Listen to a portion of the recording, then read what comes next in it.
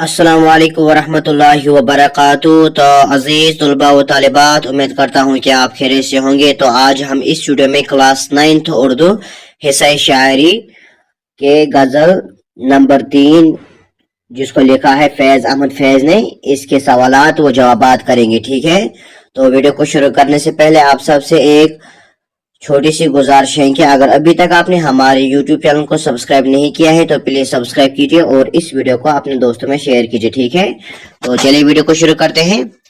इस सबक का जो पहला सवाल है वो है, फैज की शायरी का मौजू क्या है? तो इसका जवाब है,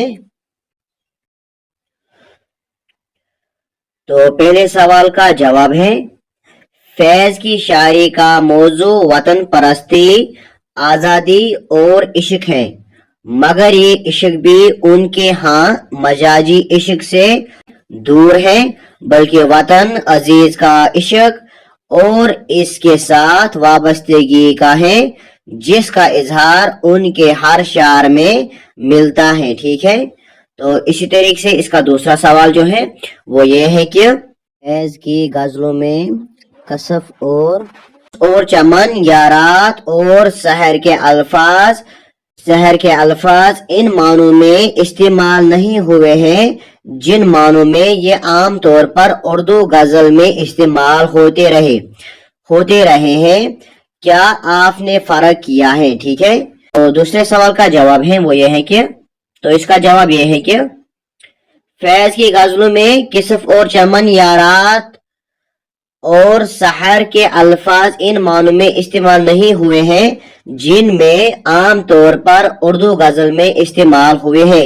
इसका फर्क ये है कि फैज के अलावा दीगर शायरा किफस को तन्हाई, चमन को मोहब्बत और रात को सख्ती, दिल से और सहर को खुशी और तरफ के लिए इस्तेमाल करते हैं। ठीक है, इस तरीके से आगे बढ़ेंगे।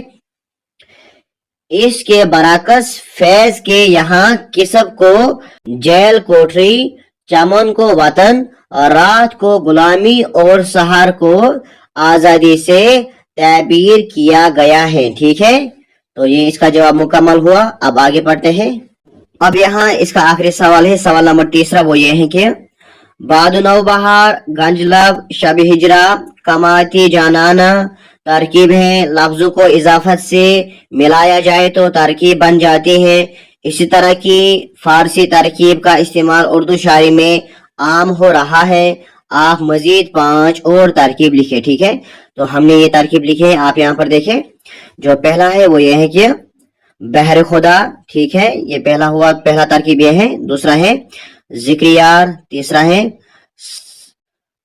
है सरकाकल, चौथा है दफ्तर जुनू और 5वां है कोई यार, सोईदार वगैरह वगैरह। ठीक है,